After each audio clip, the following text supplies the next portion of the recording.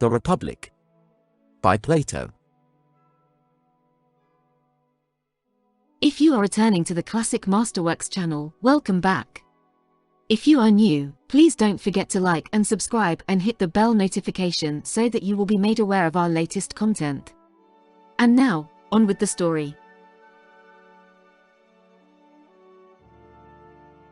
Book 3. Such then, I said, are our principles of theology. Some tales are to be told, and others are not to be told to our disciples from their youth upwards, if we mean them to honor the gods and their parents, and to value friendship with one another. Yes, and I think that our principles are right, he said. But if they are to be courageous, must they not learn other lessons besides these, and lessons of such a kind as will take away the fear of death? Can any man be courageous who has the fear of death in him? Certainly not, he said. And can he be fearless of death, or will he choose death in battle rather than defeat and slavery, who believes the world below to be real and terrible? Impossible. Then we must assume a control over the narrators of this class of tales as well as over the others, and beg them not simply to revile but rather to commend the world below, intimating to them that their descriptions are untrue, and will do harm to our future warriors. That will be our duty, he said. Then, I said, we shall have to obliterate many obnoxious passages, beginning with the verses. I would rather be a serf on the land of a poor and portionless man than rule over all the dead who have come to naught. We must also expunge the verse which tells us how Pluto feared lest the mansions grim and squalid which the gods abhor should be seen both of mortals and immortals. And again, O heavens! Verily in the house of Hades there is soul and ghostly form, but no mind at all. Again of Tiresias. To him even after death did Persephone grant mind, that he alone should be wise, but the other souls are flitting shades. Again, the soul flying from the limbs had gone to Hades, lamenting her fate, leaving manhood and youth. Again, and the soul, with shrilling cry, passed like smoke beneath the earth. And, as bats in hollow of mystic cavern, whenever any of them has dropped out of the string and falls from the rock, fly shrilling and cling to one another, so did they with shrilling cry hold together as they moved. And we must beg Homer and the other poets not to be angry if we strike out these and similar passages, not because they are unpoetical or unattractive to the popular ear, but because the greater the poetical charm of them, the less are they meet for the ears of boys and men who are meant to be free, and who should fear slavery more than death. Undoubtedly. Also we shall have to reject all the terrible and appalling names which describe the world below, Cocytus and Styx, ghosts under the earth, and sapless shades, and any similar words of which the very mention causes a shudder to pass through the inmost soul of him who hears them. I do not say that these horrible stories may not have a use of some kind, but there is a danger that the nerves of our guardians may be rendered too excitable and effeminate by them. There is a real danger, he said. Then we must have no more of them. True. Another and a nobler strain must be composed and sung by us. Clearly. And shall we proceed to get rid of the weepings and wailings of famous men? They will go with the rest. But shall we be right in getting rid of them? Reflect, our principle is that the good man will not consider death terrible to any other good man who is his comrade. Yes, that is our principle. And therefore he will not sorrow for his departed friend as though he had suffered anything terrible. He will not. Such an one, as we further maintain, is sufficient for himself and his own happiness, and therefore is least in need of other men. True, he said. And for this reason the loss of a son or brother, or the deprivation of fortune, is to him of all men least terrible. Assuredly. And therefore he will be least likely to lament, and will bear with the greatest equanimity any misfortune of this sort which may befall him. Yes, he will feel such a misfortune far less than another. Then we shall be right in getting rid of the lamentations of famous men, and making them over to women, and not even to women who are good for anything, or to men of a baser sort, that those who are being educated by us to be the defenders of their country may scorn to do the like. That will be very right.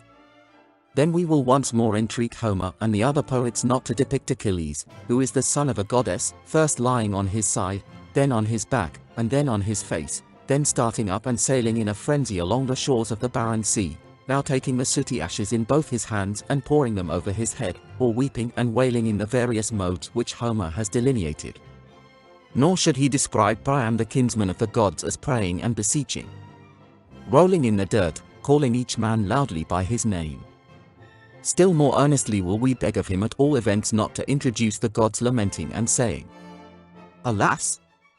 My misery! Alas! That I bore the bravest to my sorrow." But if he must introduce the gods, at any rate let him not dare so completely to misrepresent the greatest of the gods, as to make him say, "O heavens! With my eyes verily I behold a dear friend of mine chased round and round the city, and my heart is sorrowful."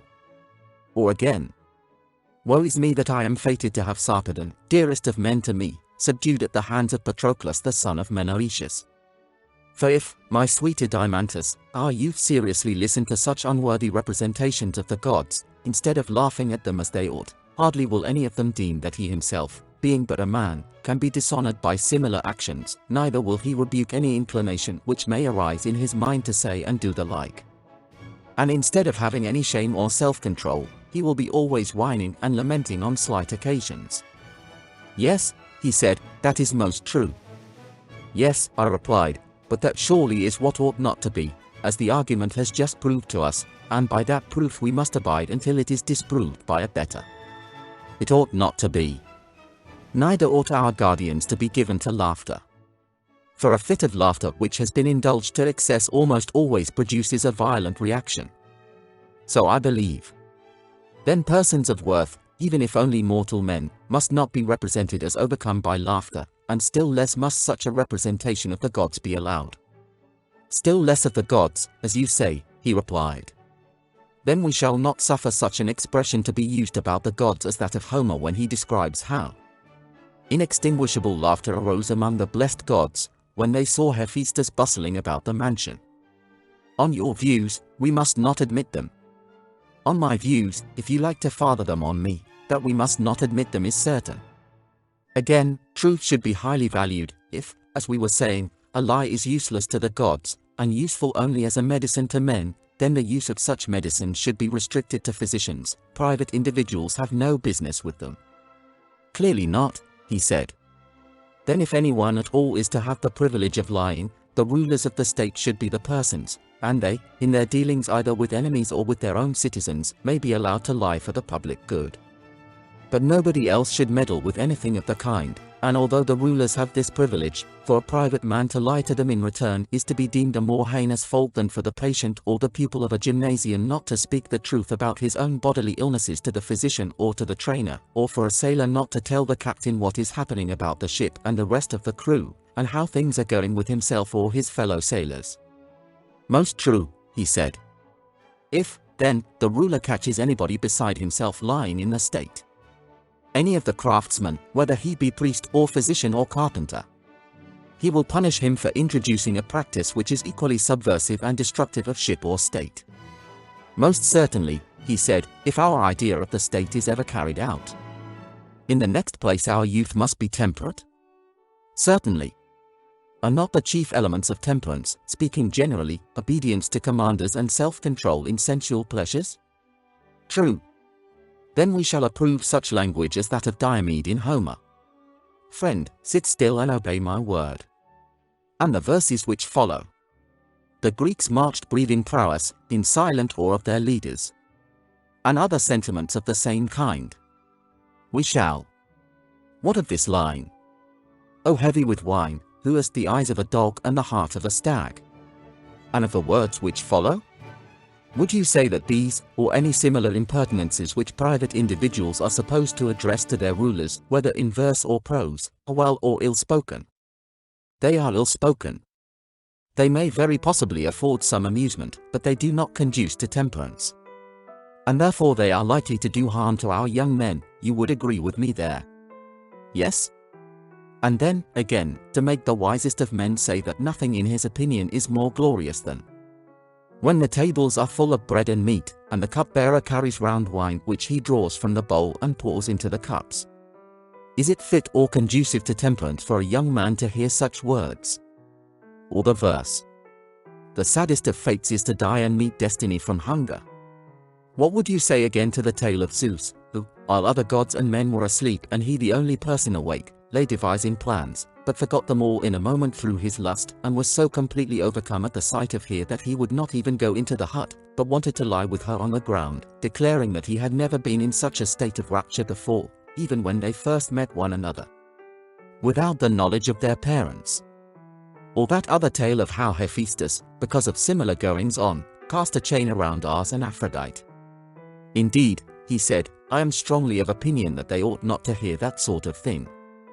But any deeds of endurance which are done or told by famous men, these they ought to see and hear, as, for example, what is said in the verses. He smote his breast, and thus reproached his heart, Endure, my heart, far worse hast thou endured.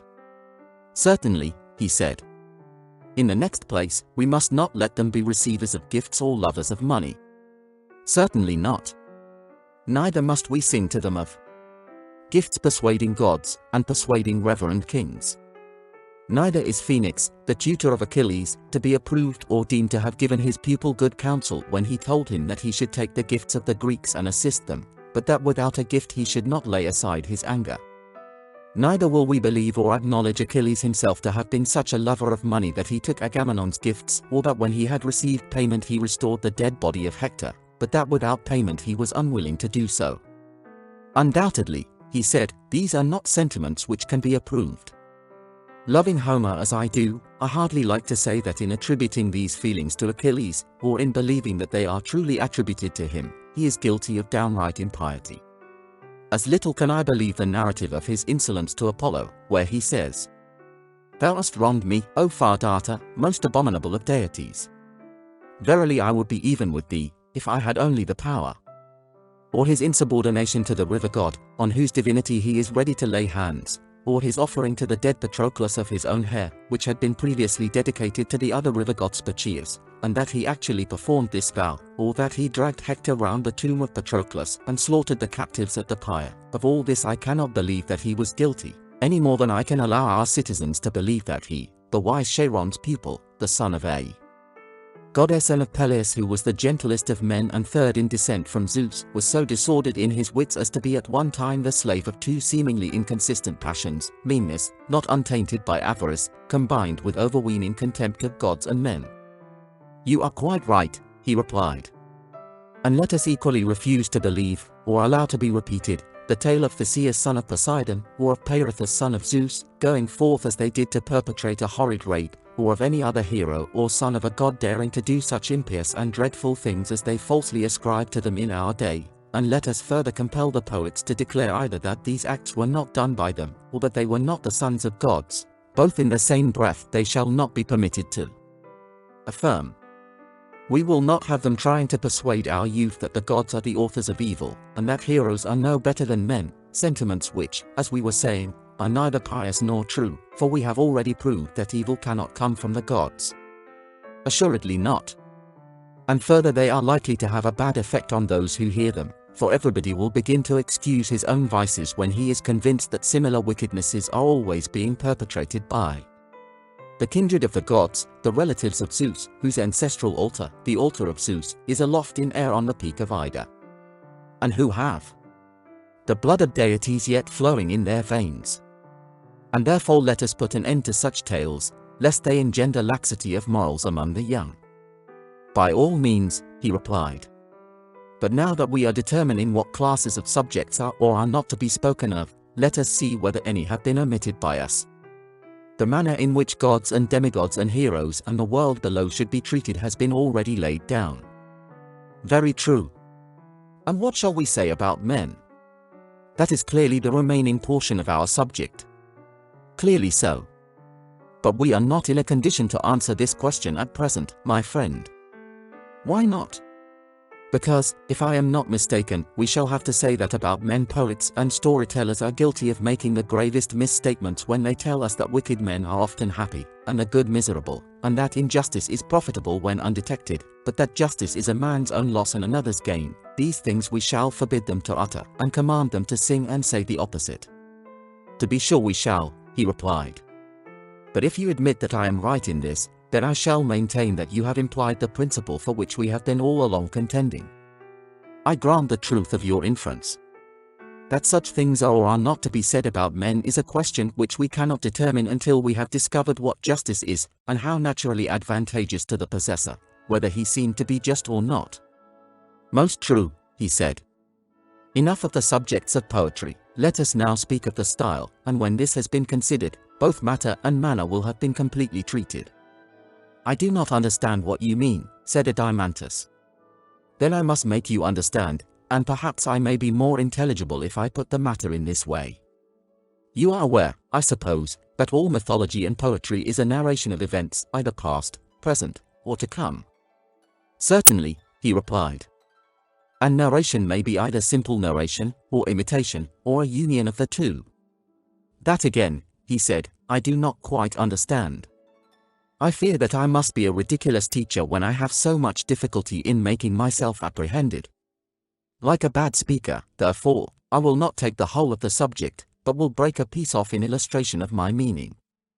You know the first lines of the Iliad, in which the poet says that Chryses prayed Agamemnon to release his daughter, and that Agamemnon flew into a passion with him, whereupon Chryses, failing of his object, invoked the anger of the god against the Achaeans. Now as far as these lines. And he prayed all the Greeks, but especially the two sons of Atreus, the chiefs of the people. The poet is speaking in his own person, he never leads us to suppose that he is anyone else. But in what follows he takes the person of Chryses, and then he does all that he can to make us believe that the speaker is not Homer, but the aged priest himself. And in this double form he has cast the entire narrative of the events which occurred at Troy and in Ithaca and throughout the Odyssey. Yes?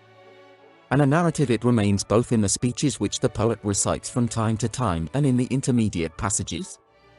Quite true. But when the poet speaks in the person of another, may we not say that he assimilates his style to that of the person who, as he informs you, is going to speak? Certainly.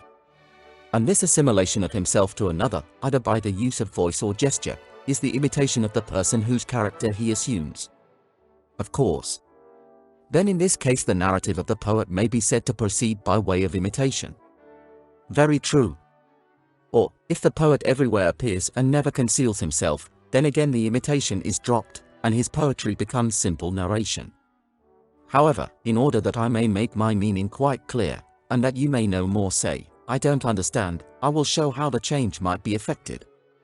If Homer had said, the priest came, having his daughter's ransom in his hands, supplicating the Achaeans, and above all the kings, and then if, instead of speaking in the person of Chryses, he had continued in his own person, the words would have been, not imitation, but simple narration. The passage would have run as follows, I am no poet, and therefore I dropped the meter. The priest came and prayed the gods on behalf of the Greeks that they might capture Troy and return safely home, but begged that they would give him back his daughter, and take the ransom which he brought, and respect the god. Thus he spoke, and the other Greeks revered the priest and assented. But Agamemnon was wroth, and bade him depart and not come again, lest the staff and chaplets of the god should be of no avail to him. The daughter of Chryses should not be released, he said, she should grow old with him in Argos. And then he told him to go away and not to provoke him, if he intended to get home unscathed. And the old man went away in fear and silence, and, when he had left the camp, he called upon Apollo by his many names, reminding him of everything which he had done pleasing to him, whether in building his temples, or in offering sacrifice, and praying that his good deeds might be returned to him, and that the Achaeans might expiate his tears by the arrows of the god, and so on. In this way the whole becomes simple narrative.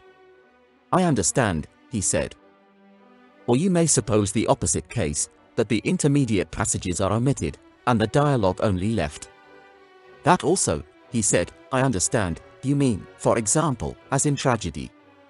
You have conceived my meaning perfectly, and if I mistake not, what you failed to apprehend before is now made clear to you, that poetry and mythology are, in some cases, wholly imitative. Instances of this are supplied by tragedy and comedy. There is likewise the opposite style, in which the poet is the only speaker. Of this the dithyramb affords the best example, and the combination of both is found in epic, and in several other styles of poetry. Do I take you with me? Yes, he said, I see now what you meant. I will ask you to remember also what I began by saying, that we had done with the subject and might proceed to the style. Yes, I remember. In saying this, I intended to imply that we must come to an understanding about the mimetic art, whether the poets, in narrating their stories, are to be allowed by us to imitate, and if so, whether in whole or in part, and if the latter, in what parts, or should all imitation be prohibited? You mean, I suspect, to ask whether tragedy and comedy shall be admitted into our state. Yes, I said, but there may be more than this in question. I really do not know as yet, but whither the argument may blow, thither we go. And go we will, he said. Then, Adimantus, let me ask you whether our guardians ought to be imitators, or rather, has not this question been decided by the rule already laid down that one man can only do one thing well, and not many, and that if he attempt many, he will altogether fail of gaining much reputation in any? Certainly. And this is equally true of imitation. No one man can imitate many things as well as he would imitate a single one. He cannot. Then the same person will hardly be able to play a serious part in life, and at the same time to be an imitator and imitate many other parts as well, for even when two species of imitation are nearly allied, the same persons cannot succeed in both, as, for example, the writers of tragedy and comedy. Did you not just now call them imitations? Yes, I did, and you are right in thinking that the same persons cannot succeed in both, any more than they can be rhapsodists and actors at once. True. Neither are comic and tragic actors the same, yet all these things are but imitations. They are so. And human nature, Adimantus, appears to have been coined into yet smaller pieces, and to be as incapable of imitating many things well, as of performing well the actions of which the imitations are copies. Quite true, he replied. If then we adhere to our original notion and bear in mind that our guardians, setting aside every other business, are to dedicate themselves wholly to the maintenance of freedom in the state, making this their craft, and engaging in no work which does not bear on this end, they ought not to practice or imitate anything else. If they imitate at all, they should imitate from youth upward only those characters which are suitable to their profession, the courageous, temperate, holy, free, and the like, but they should not depict or be skillful at imitating any kind of illiberality or baseness, lest from imitation they should come to be what they imitate. Did you never observe how imitations, beginning in early youth and continuing far into life, at length grow into habits and become a second nature, affecting body, voice, and mind? Yes, certainly, he said. Then, I said, we will not allow those for whom we profess a care and of whom we say that they ought to be good men, to imitate a woman, whether young or old, quarreling with her husband, or striving and vaunting against the gods in conceit of her happiness, or when she is in affliction, or sorrow, or weeping, and certainly not one who is in sickness, love, or labor. Very right, he said. Neither must they represent slaves, male or female, performing the offices of slaves. They must not. And surely not bad men, whether cowards or any others, who do the reverse of what we have just been prescribing, who scold or mock or revile one another in drink or out of drink, or who in any other manner sin against themselves and their neighbors in word or deed, as the manner of such is. Neither should they be trained to imitate the action or speech of men or women who are mad or bad, for madness, like vice, is to be known but not to be practiced or imitated. Very true, he replied. Neither may they imitate smiths or other artificers, or oarsmen, or boatswains, or the like. How can they, he said, when they are not allowed to apply their minds to the callings of any of these? Nor may they imitate the neighing of horses, the bellowing of bulls, the murmur of rivers and roll of the ocean, thunder, and all that sort of thing. Nay, he said, if madness be forbidden, neither may they copy the behavior of madmen. You mean, I said, if I understand you aright, that there is one sort of narrative style which may be employed by a truly good man when he has anything to say, and that another sort will be used by a man of an opposite character and education. And which are these two sorts? He asked. Suppose, I answered, that a just and good man in the course of a narration comes on some saying or action of another good man, I should imagine that he will like to personate him, and will not be ashamed of this sort of imitation. He will be most ready to play the part of the good man when he is acting firmly and wisely, in a less degree when he is overtaken by illness or love or drink, or has met with any other disaster. But when he comes to a character which is unworthy of him, he will not make a study of that, he will disdain such a person, and will assume his likeness, if at all, for a moment only when he is performing some good action. At other times he will be ashamed to play a part which he has never practiced, nor will he like to fashion and frame himself after the baser models, he feels the employment of such an art, unless in jest, to be beneath him, and his mind revolts at it. So I should expect, he replied. Then he will adopt a mode of narration such as we have illustrated out of Homer, that is to say, his style will be both imitative and narrative, but there will be very little of the former and a great deal of the latter. Do you agree? Certainly, he said, that is the model which such a speaker must necessarily take. But there is another sort of character who will narrate anything, and, the worse he is, the more unscrupulous he will be. Nothing will be too bad for him, and he will be ready to imitate anything, not as a joke, but in right good earnest, and before a large company. As I was just now saying, he will attempt to represent the roll of thunder, the noise of wind and hail, or the creaking of wheels and pulleys, and the various sounds of flutes, pipes, trumpets, and all sorts of instruments. He will bark like a dog, bleat like a sheep, or crow like a cock. His entire art will consist in imitation of voice and gesture, and there will be very little narration. That, he said, will be his mode of speaking. These, then, are the two kinds of style? Yes? And you would agree with me in saying that one of them is simple and has but slight changes, and if the harmony and rhythm are also chosen for their simplicity, the result is that the speaker, if he speaks correctly, is always pretty much the same in style, and he will keep within the limits of a single harmony, for the changes are not great, and in like manner he will make use of nearly the same rhythm. That is quite true, he said. Whereas the other requires all sorts of harmonies and all sorts of rhythms, if the music and the style are to correspond, because the style has all sorts of changes. That is also perfectly true, he replied. And do not the two styles, or the mixture of the two, comprehend all poetry, and every form of expression in words? No one can say anything except in one or other of them or in both together. They include all, he said.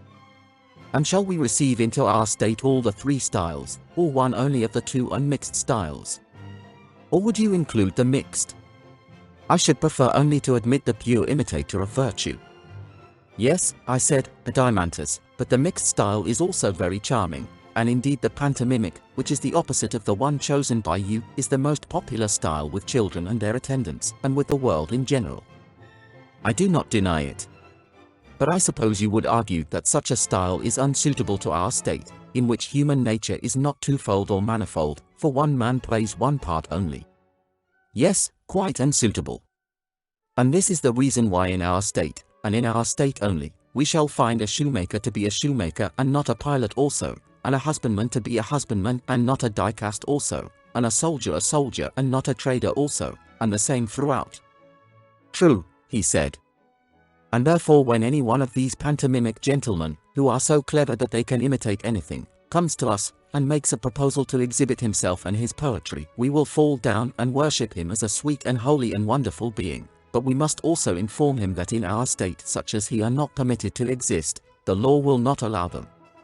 And so when we have anointed him with myrrh, and set a garland of wool upon his head, we shall send him away to another city. For we mean to employ for our soul's health the rougher and severer poet or storyteller, who will imitate the style of the virtuous only, and will follow those models which we prescribed at first when we began the education of our soldiers. We certainly will, he said, if we have the power. Then now, my friend, I said, that part of music or literary education which relates to the story or myth may be considered to be finished, for the matter and manner have both been discussed. I think so too, he said. Next in order will follow melody and song. That is obvious. Everyone can see already what we ought to say about them, if we are to be consistent with ourselves. I fear, said Glaucon, laughing. Then let us now finish the purgation, I said. Next in order to harmonies, rhythms will naturally follow, and they should be subject to the same rules, for we ought not to seek out complex systems of meter, or meters of every kind, but rather to discover what rhythms are the expressions of a courageous and harmonious life, and when we have found them, we shall adapt the foot and the melody to words having a like spirit, not the words to the foot and melody. To say what these rhythms are will be your duty, you must teach me them, as you have already taught me the harmonies. But, indeed, he replied, I cannot tell you. I only know that there are some 3 principles of rhythm out of which metrical systems are framed, just as in sounds there are 4 notes, i.e. the 4 notes of the tetrachord, out of which all the harmonies are composed. That is an observation which I have made. But of what sort of lives they are severally the imitations I am unable to say. Then, I said, we must take Damon into our counsels, and he will tell us what rhythms are expressive of meanness, or insolence, or fury, or other unworthiness, and what are to be reserved for the expression of opposite feelings. And I think that I have an indistinct recollection of his mentioning a complex cretic rhythm, also a dactylic or heroic, and he arranged them in some manner which I do not quite understand, making the rhythms equal in the rise and fall of the foot, long and short alternating, and, unless I am mistaken, he spoke of an iambic as well as of a trochaic rhythm, and assigned to them short and long quantities. Also in some cases he appeared to praise or censure the movement of the foot quite as much as the rhythm, or perhaps a combination of the two, for I am not certain what he meant. These matters, however, as I was saying, had better be referred to Damon himself, for the analysis of the subject would be difficult, you know. Socrates expresses himself carelessly in accordance with his assumed ignorance of the details of the subject. In the first part of the sentence he appears to be speaking of peonic rhythms which are in the ratio of 3/2, in the second part, of dactylic and anapestic rhythms, which are in the ratio of 1:1, in the last clause, of iambic and trochaic rhythms, which are in the ratio of 1/2 or 2:1. Rather so, I should say. But there is no difficulty in seeing that grace or the absence of grace is an effect of good or bad rhythm. None at all. And also that good and bad rhythm naturally assimilate to a good and bad style, and that harmony and discord in like manner follow style, for our principle is that rhythm and harmony are regulated by the words, and not the words by them. Just so, he said, they should follow the words. And will not the words and the character of the style depend on the temper of the soul? Yes? And everything else on the style? Yes? Then beauty of style and harmony and grace and good rhythm depend on simplicity, I mean the true simplicity of a rightly and nobly ordered mind and character, not that other simplicity which is only an euphemism for folly. Very true, he replied. And if our youth are to do their work in life, must they not make these graces and harmonies their perpetual aim? They must. And surely the art of the painter and every other creative and constructive art are full of them, weaving, embroidery, architecture, and every kind of manufacture, also nature, animal and vegetable, in all of them there is grace or the absence of grace. And ugliness and discord and inharmonious motion are nearly allied to ill words and ill nature, as grace and harmony are the twin sisters of goodness and virtue and bear their likeness.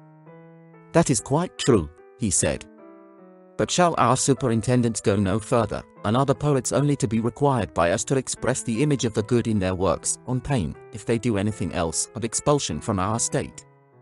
Or is the same control to be extended to other artists, and are they also to be prohibited from exhibiting the opposite forms of vice and intemperance and meanness and indecency in sculpture and building and the other creative arts? And is he who cannot conform to this rule of ours to be prevented from practicing his art in our state, lest the taste of our citizens be corrupted by him?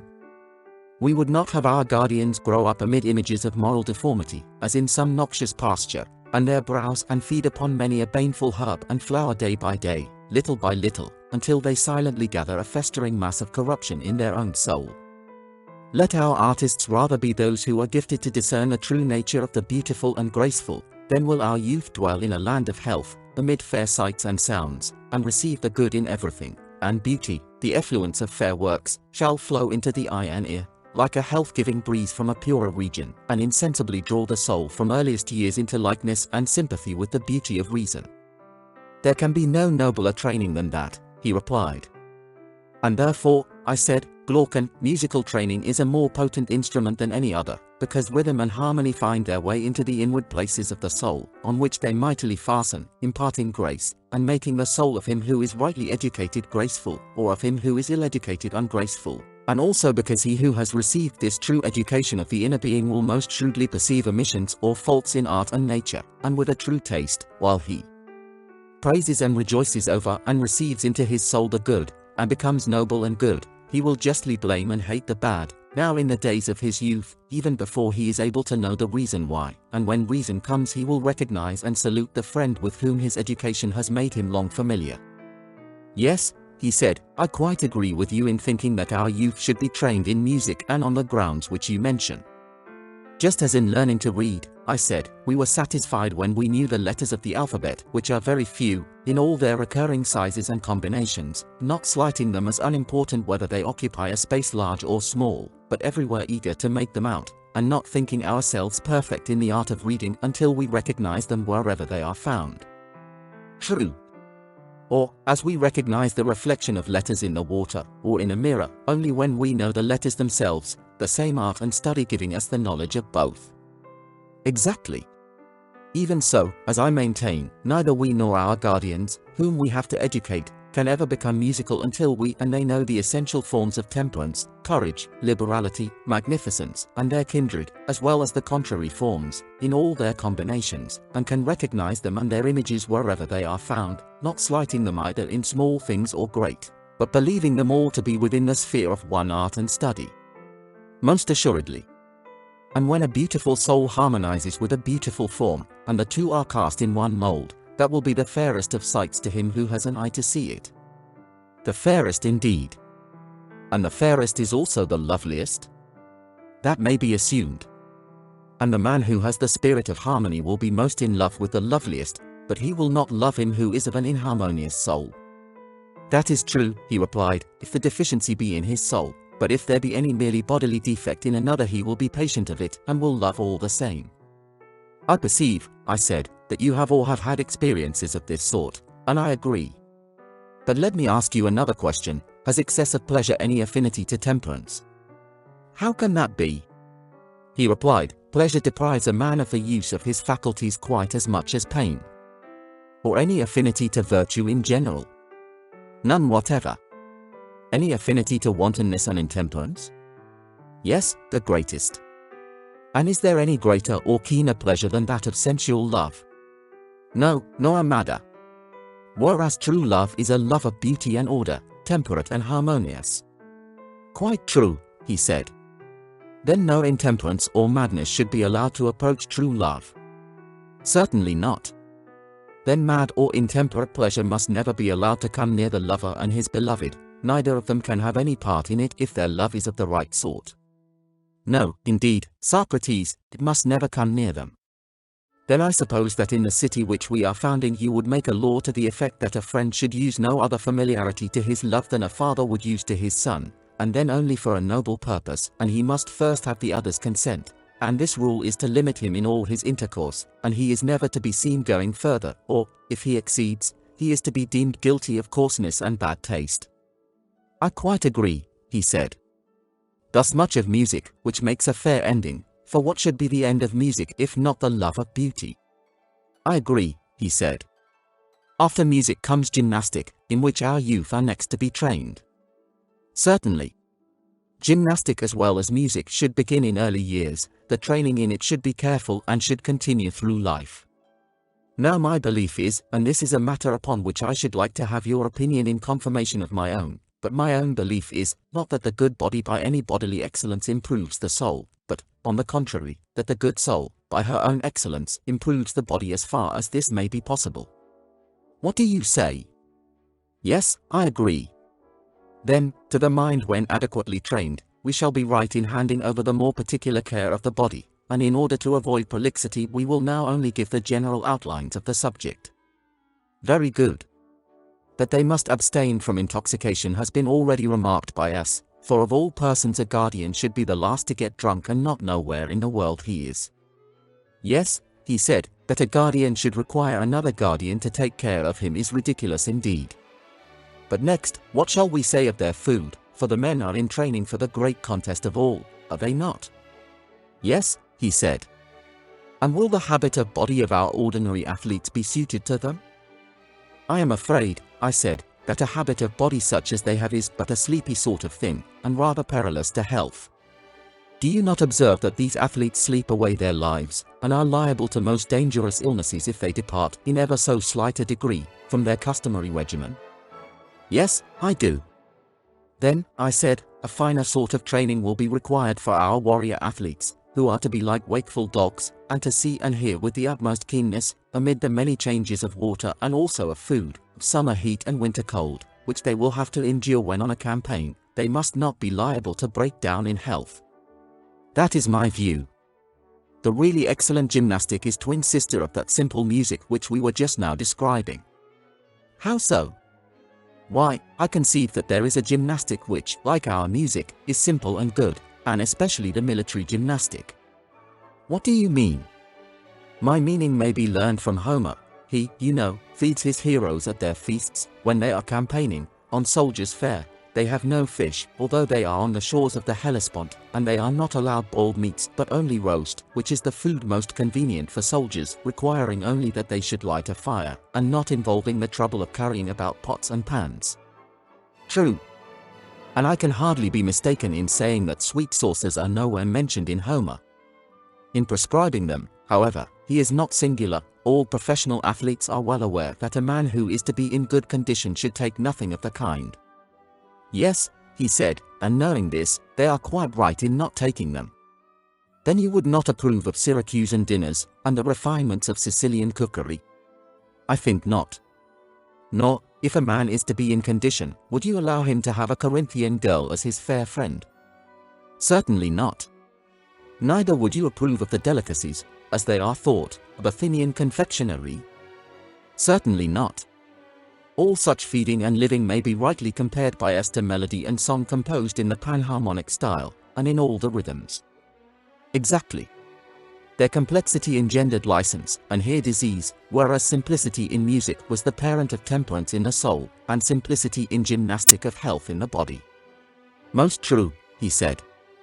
But when intemperance and diseases multiply in a state, halls of justice and medicine are always being opened, and the arts of the doctor and the lawyer give themselves airs, finding how keen is the interest which not only the slaves but the freemen of a city take about them. Of course. And yet what greater proof can there be of a bad and disgraceful state of education than this, that not only artisans and the meaner sort of people need the skill of first-rate physicians and judges, but also those who would profess to have had a liberal education?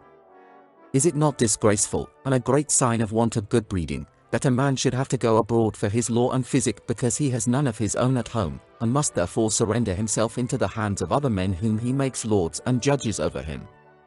Of all things, he said, the most disgraceful.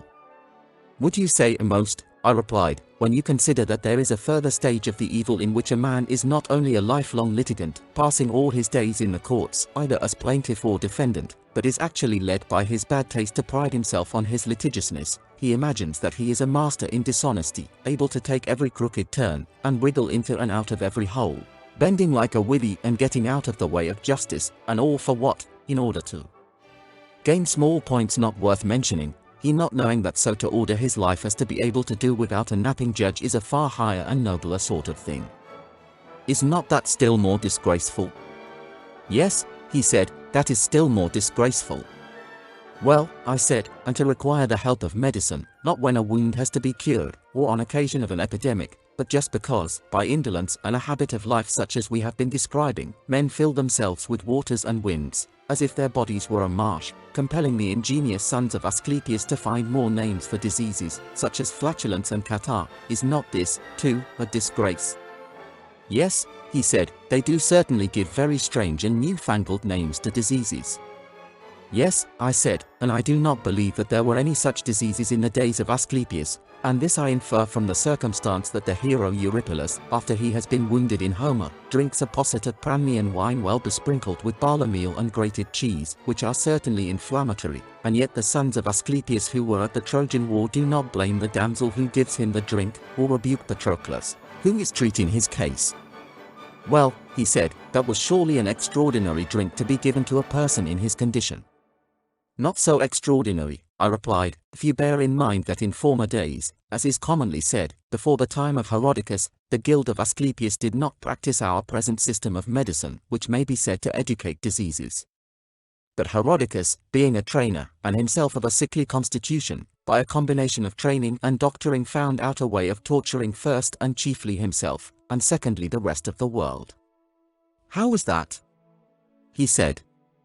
By the invention of lingering death, for he had a mortal disease which he perpetually tended, and as recovery was out of the question, he passed his entire life as a valetudinarian. He could do nothing but attend upon himself, and he was in constant torment whenever he departed in anything from his usual regimen, and so dying hard, by the help of science he struggled on to old age. a rare reward of his skill. Yes, I said, a reward which a man might fairly expect who never understood that, if Asclepius did not instruct his descendants in valetudinarian arts, the omission arose, not from ignorance or inexperience of such a branch of medicine, but because he knew that in all well-ordered states every individual has an occupation to which he must attend, and has therefore no leisure to spend in continually being ill. This we remark in the case of the artisan, but, ludicrously enough, do not apply the same rule to people of the richer sort. How do you mean? He said. I mean this, when a carpenter is ill he asks the physician for a rough and ready cure, an emetic or a purge or a cautery or the knife. These are his remedies. And if someone prescribes for him a course of dietetics, and tells him that he must swathe and swaddle his head, and all that sort of thing, he replies at once that he has no time to be ill, and that he sees no good in a life which is spent in nursing his disease to the neglect of his customary employment, and therefore bidding goodbye to this sort of physician, he resumes his ordinary habits, and either gets well and lives and does his business, or, if his constitution fails, he dies and has no more trouble. Yes, he said, and a man in his condition of life ought to use the art of medicine thus far only. Has he not, I said, an occupation, and what profit would there be in his life if he were deprived of his occupation? Quite true, he said. But with the rich man this is otherwise. Of him we do not say that he has any specially appointed work which he must perform, if he would live. He is generally supposed to have nothing to do. Then you never heard of the saying of Phocylides, that as soon as a man has a livelihood he should practice virtue? Nay, he said, I think that he had better begin somewhat sooner. Let us not have a dispute with him about this, I said, but rather ask ourselves, is the practice of virtue obligatory on the rich man, or can he live without it? And if obligatory on him, then let us raise a further question, whether this dieting of disorders, which is an impediment to the application of the mind in carpentering and the mechanical arts, does not equally stand in the way of the sentiment of Phocylides. Of that, he replied, there can be no doubt. Such excessive care of the body, when carried beyond the rules of gymnastic, is most inimical to the practice of virtue.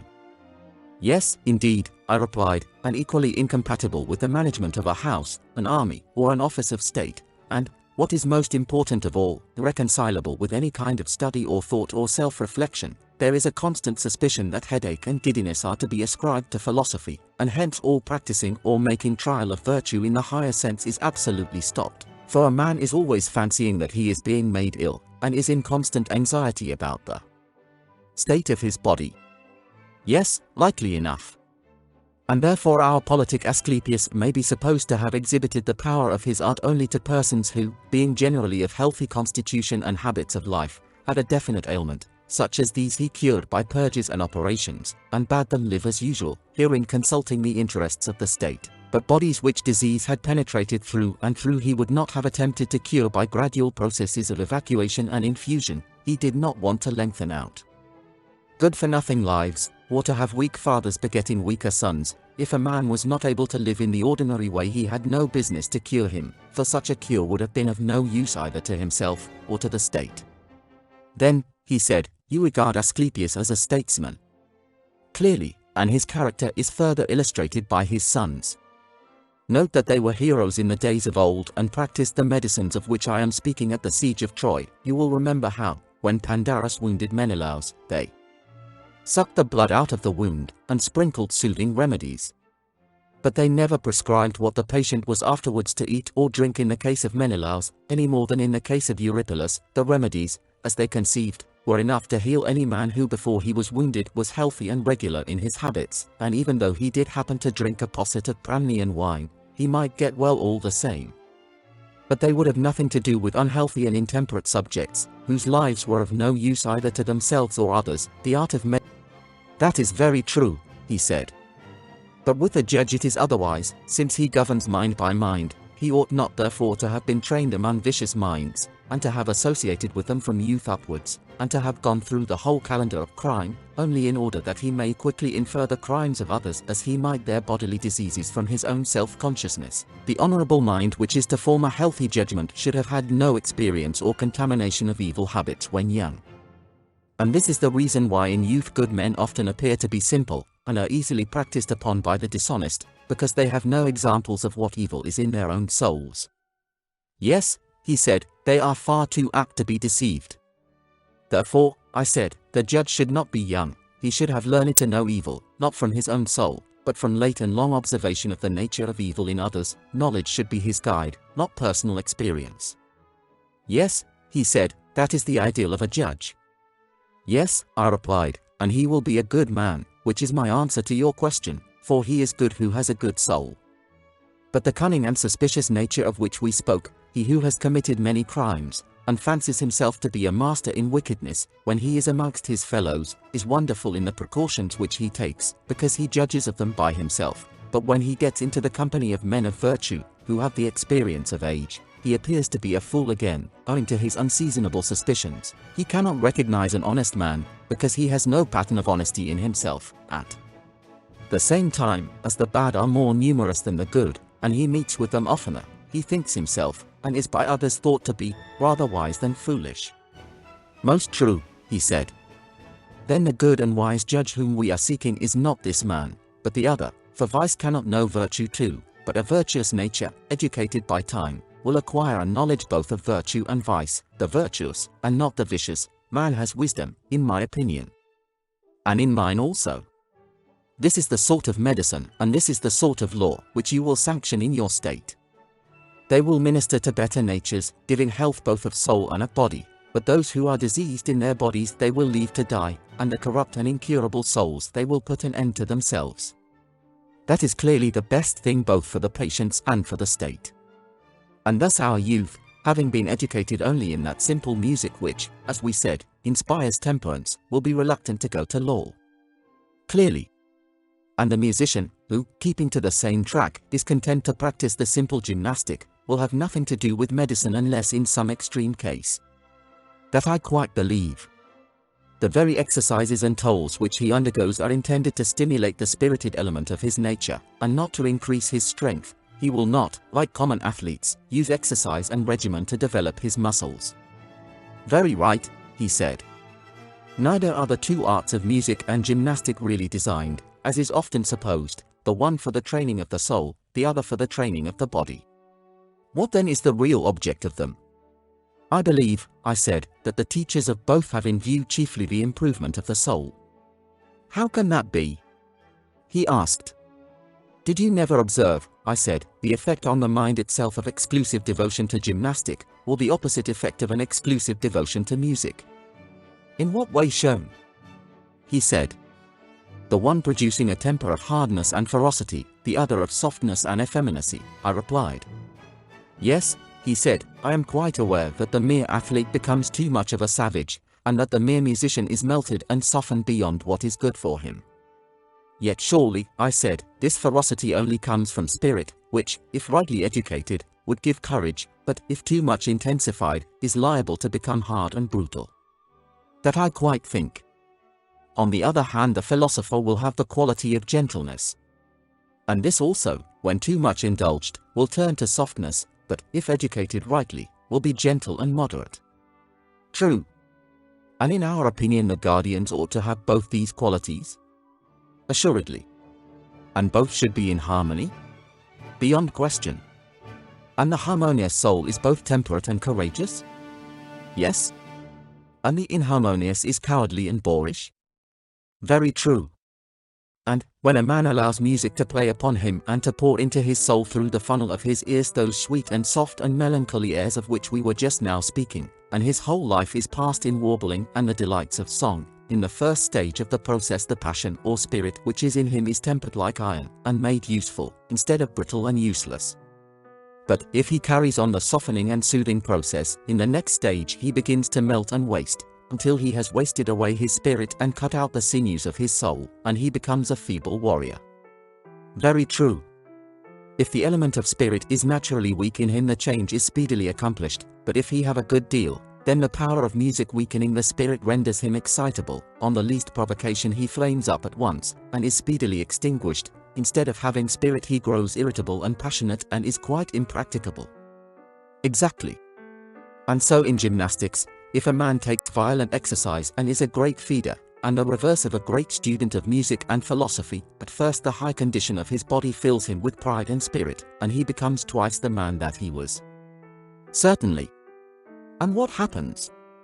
If he do nothing else, and holds no converse with the Muses, does not even that intelligence which there may be in him, having no taste of any sort of learning or inquiry or thought or culture, grow feeble and dull and blind, his mind never waking up or receiving nourishment, and his senses not being purged of their mists? True, he said. And he ends by becoming a hater of philosophy, uncivilized, never using the weapon of persuasion. He is like a wild beast, all violence and fierceness, and knows no other way of dealing, and he lives in all ignorance and evil conditions, and has no sense of propriety and grace. That is quite true, he said. And as there are two principles of human nature, one the spirited and the other the philosophical, some God, as I should say, has given mankind two arts answering to them, and only indirectly to the soul and body, in order that these two principles, like the strings of an instrument, may be relaxed or drawn tighter until they are duly harmonized. That appears to be the intention.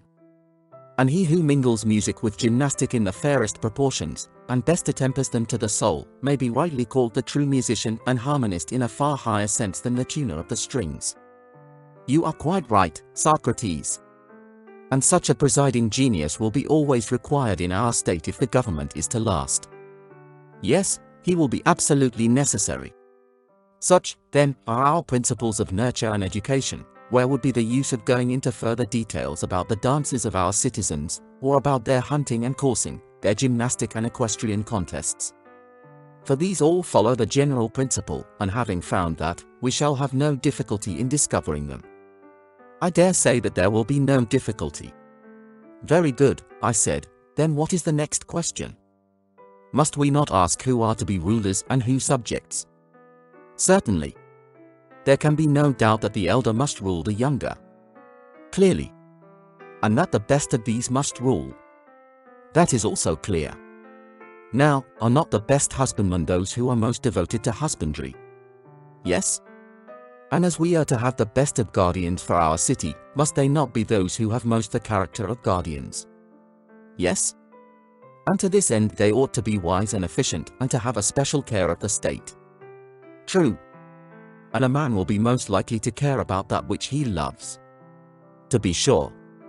And he will be most likely to love that which he regards as having the same interests with himself, and that of which the good or evil fortune is supposed by him at any time most to affect his own. Very true, he replied. Then there must be a selection. Let us note among the guardians those who in their whole life show the greatest eagerness to do what is for the good of their country, and the greatest repugnance to do what is against her interests. Those are the right men. And they will have to be watched at every age, in order that we may see whether they preserve their resolution, and never, under the influence either of force or enchantment, forget or cast off their sense of duty to the state. How cast off? He said. I will explain to you, I replied. A resolution may go out of a man's mind either with his will or against his will, with his will when he gets rid of a falsehood and learns better, against his will whenever he is deprived of a truth. I understand, he said, the willing loss of a resolution, the meaning of the unwilling I have yet to learn. Why, I said, do you not see that men are unwillingly deprived of good, unwillingly of evil? Is not to have lost the truth an evil, and to possess the truth a good? And you would agree that to conceive things as they are is to possess the truth? Yes, he replied, I agree with you in thinking that mankind are deprived of truth against their will. And is not this involuntary deprivation caused either by theft, or force, or enchantment? Still, he replied, I do not understand you. I fear that I must have been talking darkly, like the tragedians. I only mean that some men are changed by persuasion and that others forget. Argument steals away the hearts of one class, and time of the other, and this I call theft. Now you understand me? Yes?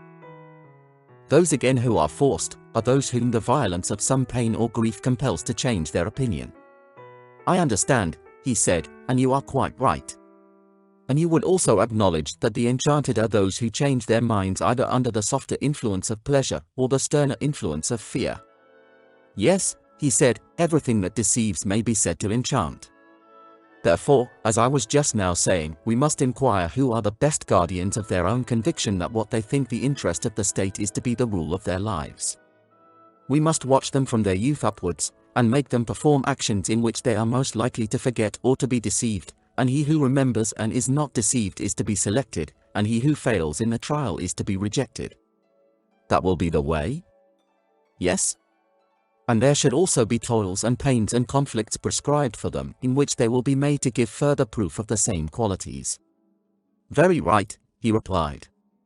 And then, I said, we must try them with enchantments, that is the third sort of test, and see what will be their behavior, like those who take colts amid noise and tumult to see if they are of a timid nature, so must we take our youth amid terrors of some kind, and again pass them into pleasures, and prove them more thoroughly than gold is proved in the furnace, that we may discover whether they are armed against all enchantments, and of a noble bearing always, good guardians of themselves and of the music which they have learned, and retaining under all circumstances a rhythmical and harmonious nature, such as will be most serviceable to the individual and to the state. And he who at every age, as boy and youth and in mature life, has come out of the trial victorious and pure, shall be appointed a ruler and guardian of the state. He shall be honored in life and death, and shall receive sepulture and other memorials of honor, the greatest that we have to give. But him who fails, we must reject. I am inclined to think that this is the sort of way in which our rulers and guardians should be chosen and appointed. I speak generally, and not with any pretension to exactness. And, speaking generally, I agree with you, he said. And perhaps the word guardian in the fullest sense ought to be applied to this higher class only, who preserve us against foreign enemies and maintain peace among our citizens at home, that the one may not have the will, or the others the power, to harm us. The young men whom we before called guardians may be more properly designated auxiliaries and supporters of the principles of the rulers. I agree with you, he said. How then may we devise one of those needful falsehoods of which we lately spoke, just one royal lie which may deceive the rulers, if that be possible, and at any rate the rest of the city? What sort of lie? He said. Nothing new, I replied, only an old Phoenician tale, laws, of what has often occurred before now in other places, as the poets say, and have made the world believe, though not in our time, and I do not know whether such an event could ever happen again, or could now even be made probable, if it did. How your words seem to hesitate on your lips. You will not wonder, I replied, at my hesitation when you have heard. Speak, he said, and fear not.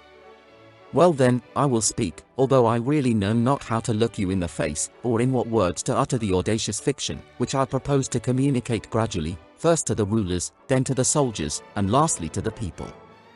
They are to be told that their youth was a dream, and the education and training which they received from us, an appearance only. In reality, during all that time they were being formed and fed in the womb of the earth, where they themselves and their arms and appurtenances were manufactured. When they were completed, the earth, their mother, sent them up, and so, their country being their mother and also their nurse, they are bound to advise for her good, and to defend her against attacks, and her citizens they are to regard as children of the earth and their own brothers.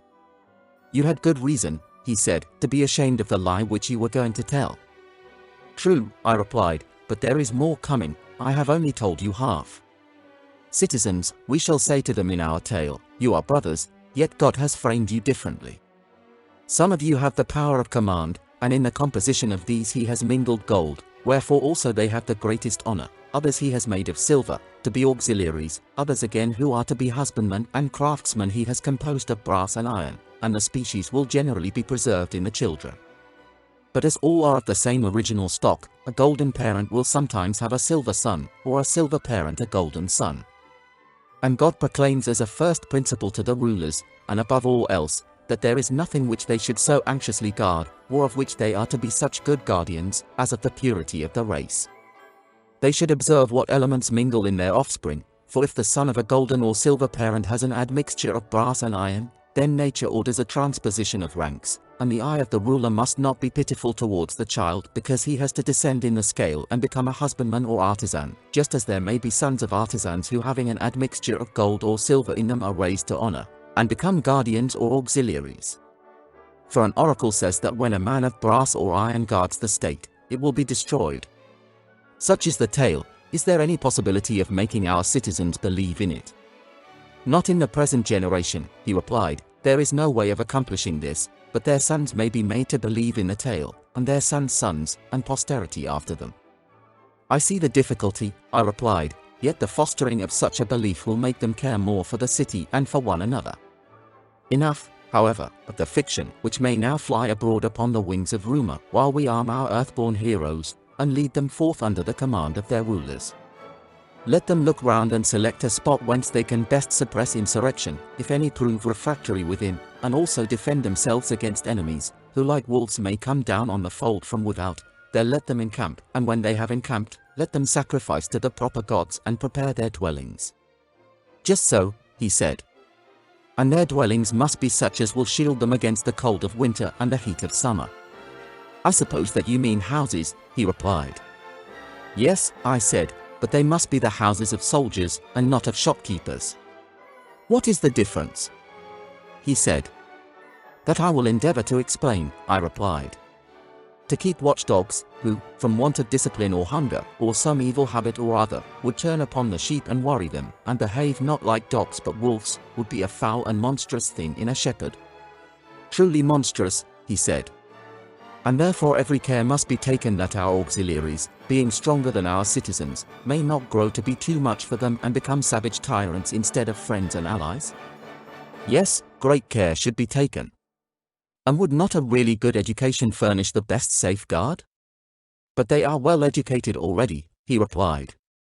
I cannot be so confident, my dear Glaucon, I said. I am much more certain that they ought to be, and that true education, whatever that may be, will have the greatest tendency to civilize and humanize them in their relations to one another and to those who are under their protection. Very true, he replied. And not only their education, but their habitations, and all that belongs to them, should be such as will neither impair their virtue as guardians nor tempt them to prey upon the other citizens. Any man of sense must acknowledge that. He must.